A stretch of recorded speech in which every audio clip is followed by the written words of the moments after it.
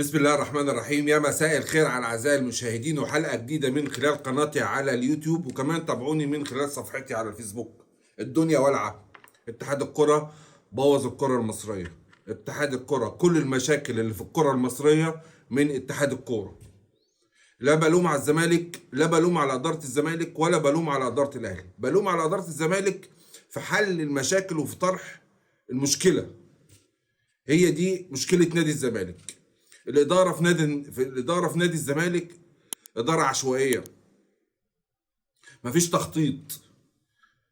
كل واحد بيفكر، أو مش كل واحد، هو مفيش غير واحد بس هو اللي بيتحكم في الكرة في نادي الزمالك. طبعا هنرجع لاجتماع لجنة الكورة. أول مشكلة لجنة الكورة لما يكون رئيس لجنة الكورة ابن مرتضى منصور، أمير مرتضى منصور، فدي مشكلة كبيرة. يعني يكون واحد قاعد بقيمة زي إسماعيل يوسف، بقيمة زي خالد الغندور، بقيمة كرويا، بقيمة زي ميدو، ناس لبست التيشيرت ولبست الشورت، وناس لعبت وناس سافرت وناس احترفت، تيجي في اللجنة يكون أمير مرتضى منصور هو رئيس اللجنة؟ طبعا ده كلام فارغ. الإدارة في نادي الزمالك مشكلتها إنها بتطرح المواضيع بعشوائية. بمعنى، أنت دلوقتي الناس كلها كانت بتتكلم قبل ما تصدر العقوبة إن في عقوبة على كهرباء. طيب، جت لجنة الانضباط صدرت العقوبة، والعقوبة اتذاعت على السوشيال ميديا والإعلام بطريقة تسقط قانونية العقوبة. دي واحدة. تاني حاجة، لجنة لجنة الانضباط لما طلبت مرتضى منصور في الوقت اللي طلبت فيه كهرباء، طلبته على اساس تحقق معاه. دخل، والفيديو منتشر، دخل على لجنة الانضباط وقعد يقول وازاي تقارنوني، وازاي انا اجي، وقعد يشتم طبعا في كهرباء. اللجنة قالت احنا هنستقيل. ما اتحلتش، عفوا، اللجنة قالت احنا هنستقيل خلاص. لو كان المرتضى منصور التمس للقرار وراح لجنة الانضباط وراح قعد وتحقق معاه، كانت صدرت عقوبة عليه وعلى كهرباء من 3 شهور. اضطروا يعملوا ايه؟ اتحاد الكرة اضطر يعمل ايه؟ عين لجنة انضباط. لما عين لجنة انضباط وصدرت القرار، سقطت الأهلية من لجنة الانضباط. الموضوع قانوني إداري بحت. بمعنى إن مرتضى منصور وميدو وخالد الغندور دلوقتي طالعين بيهددوا إن مرتضى منصور هيلجأ للفيفا عشان في تدخل حكومي، إنهم التجأوا للمحكمة الإدارية. طبعا الكلام ده عالي من الصحة. ليه؟ الفيفا بتتدخل امتى؟ بتتدخل لما يكون في حاجة تخص اللاعبين او شؤون اللاعبين، اما موضوع اداري ما بتتدخلش. وبالتالي انت برضو عملتها لما جيت تقيد اللاعبين في نادي الزمالك، لجأت للمحكمة الإدارية. دي هترجع بالعقوبة على نادي الزمالك. فتقريبا هم واخدينها تحدي، او واخدينها ان هم عايزين يكبروا في المشاكل. طبعا كان مستني مرتضى منصور ان نادي بيراميدز وميدو وخالد الغندور، وطبعا ميدو طلع صرح واتكلم على تويتر ميدو ان مستحيل بيراميدز هيلعب مباراة السوبر. الزملكاويه عايزين يحرجوا اتحاد الكرة المصري رقم 1، عايزين يحرجوا الاهلي رقم 2، وعايزين يفضحوا مصر كلها في انهم ولا هم يروحوا ولا اي حد يروح ليه يلعب السوبر، عشان يبتدي يعرف يتكلم ويقول ادي النادي الاهلي، ده كبير افريقيا، ده اللي انتوا بتتعاملوا معاه. محدش عايز يعمل معاه سوبر. والحمد لله ان ربنا هدى بيراميدز وراحت وهتلعب والماتش هيتلعب ومفيش اي مشكله. طلع محمد الوفا عنده مجلس اداره الاتحاد المصري، بعت خطاب لمرتضى منصور قال له ساعه وترد عليا. هو مش رمضان صبحي عشان تكلمه بالطريقه دي، عفوا يعني. اداره نادي الزمالك، ونادي الزمالك نادي كبير، فلما تيجي تتكلم مع تخاطب اداره نادي الزمالك لازم يكون في نص، ويكون في طريقه بتبعت بيها الايميل او بتبعت بيها الجواب لمرتضى منصور بحيث او لنادي الزمالك بحيث ان يكون الرد بالرد. يعني دلوقتي مرتضى منصور بعت وقعد يشتم ويقل ادبه ويشتم في النادي الاهلي. مشكله مرتضى منصور ان هو حاطط النادي الاهلي وحاطط محمود الخطيب في دماغه وبدا يخبط.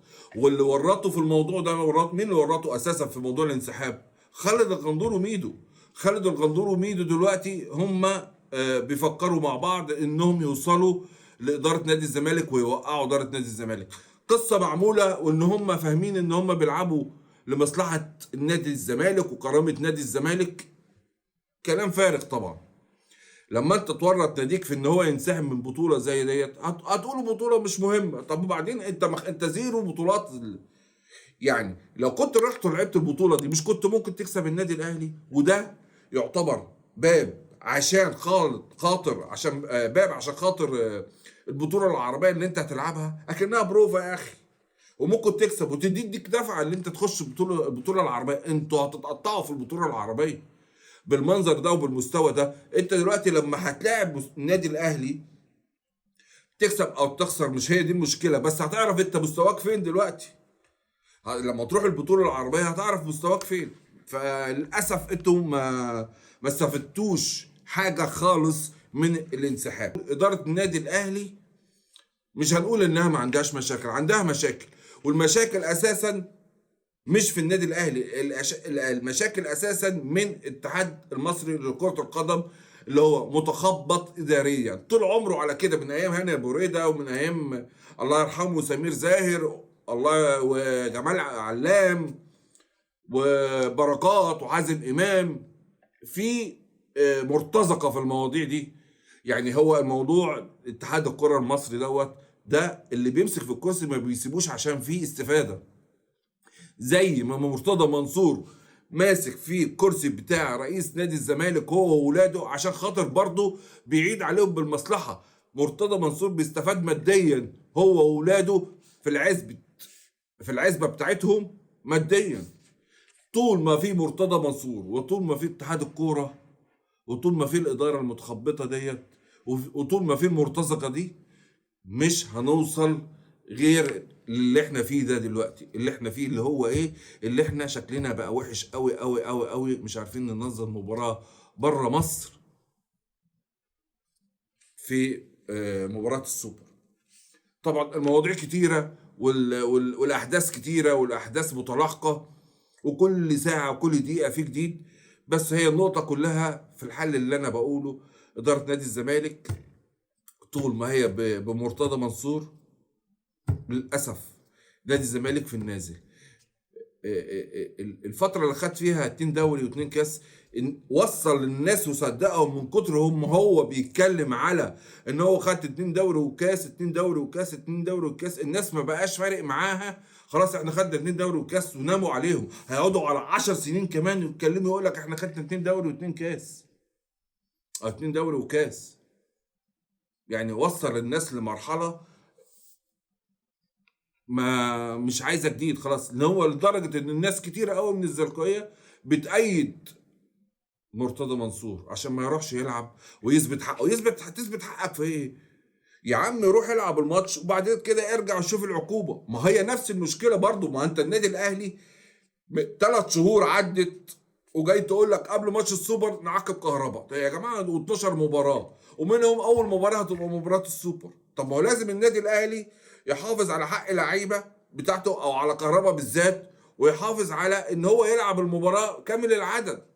ما هو اي حد هيعمل كده مكان النادي الاهلي. انتوا ما تلوموش على النادي الاهلي، انتوا تلوموا على مرتضى منصور ان هو اساسا من 3 شهور هو اللي خلى لجنه الانضباط تستقيل وبالتالي الموضوع قعد 3 شهور. ما هو من 3 شهور كان خد العقوبه وما كانتش هتبقى 12 4 ماتشات. ما فيش عقوبه في الدنيا 12 مباراه ومليون جنيه تقريبا الغرامه. انتوا بتتكلموا ازاي؟ يعني هي الفكره كلها ان الزملكاويه زعلانين دلوقتي من اضطهاد النادي الاهلي وسيطره النادي الاهلي وهيمنه النادي الاهلي. ولما تيجي تتكلم مع الزملكاويه بالارقام، الزملكاويه عفوا اللي هم مش فاهمين مستكتر عليك اللي هو يقول لك لا انت رقم 1. ده في جروبات الواحد بيخش يسمع منهم كلام غريب، يقول لك ما تقولش اللي انت رقم واحد. يعني ايه ما اقولش اللي انا رقم واحد؟ لا انا رقم واحد. النادي الاهلي رقم واحد. النادي الاهلي بالارقام والاحصائيات، الارقام ما بين كده قوسين، الارقام هي اللي بتحكم. يعني انا دلوقتي بفرق بين ده وده ايه؟ بالرقم. انتوا مش قادرين تستوعبوا دي، ولدرجه ان انتوا هتخشوا القرن الجديد كمان ضايعين، مفيش اي حاجه. يعني مش عارف اقول عليه ايه، بس بامانه يعني راجل بلف. راجل بلف بامانه، ومضيع نادي الزمالك ومضيع الاداره وغرر الناس وراه كتير قوي. ناس كتير وراه ماشيه وراه بطريقه انا الواحد مستغربها. انت مين انت عشان تعمل كده في نادي الزمالك؟ يعني في قامات، في واحد زي حسن شحاته. طبعا حازم امام ليه سقطات، حازم امام ليه سقطات يعني، بس برضو لما هيمسك اداره نادي الزمالك او يبقى رئيس مجلس اداره نادي الزمالك، يبقى الوضع برضو محترم، وهتعرف تتكلم معاه وهتعرف تتناقش. اما الشخصيه ديت اللي انا بتكلم عليها ديت، بكن لهم كل الاحترام، بس شخصيه مش يعني في كلام كتير قوي الواحد ممكن يقوله ويتحاسب عليه. انا مش عايز اخش في المواضيع دي. طبعا بيراميدز سافر، بيراميدز دلوقتي في ابو ظبي، الماتش هيتلعب. اداره نادي الزمالك وجماهير نادي الزمالك هي اللي خسرانه في الانسحاب ده. هم طبعا ما بيسموهوش انسحاب، هم بيسموه اعتذار.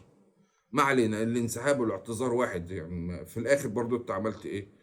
من حقك اللي انت تلعب مباراة السوبر، بس عملت ايه دلوقتي؟ الجماهير اللي راحت وقطعت تذاكر عشان خاطر تتفرج على الماتش، الجماهير المحترمة اللي كانت عايزة الزمالك يلعب الماتش دوت عشان يعرفوا مستوى نادي الزمالك قبل البطولة العربية، وتكون دي البوابة الجديدة مع المدرب الجديد. ضيعت على نفسك فرصة، او ضيعت على الزمالك فرصة كبيرة في ان هو يلعب الماتش دوت. احنا بالنسبه للاهلاويه بيتكلموا ان هو احنا بالنسبه لنا كنا لاعب الزمالك، بس كل ماتش ما بين الاهلي والزمالك ان الزمالك كان متاح يعني. لا بس انا فكرت غير كده. لا، ماتشات الاهلي والزمالك ملهاش معايير ولا مقاييس. فللاسف مشكله الكره المصريه، الاتحاد المصري لكره القدم ووزاره الرياضه، وزاره الرياضه والاتحاد الكره المصري لازم يشوفوا لهم حل في اللوائح وفي القوانين، على اساس ان كله يمشي على القوانين واللوائح. غير كده قوانين ولوائح، غير كده مستوى الكرة المصري ومستوى المنتخبات. وطبعا والفترة اللي فاتت كلنا عرفنا مستوى المنتخبات عاملة ازاي.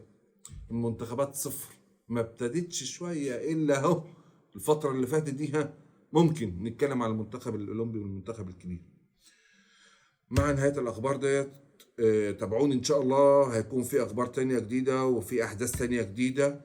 وبالتوفيق للنادي الأهلي يوم الجمعة بإذن الله. السلام عليكم ورحمة الله وبركاته.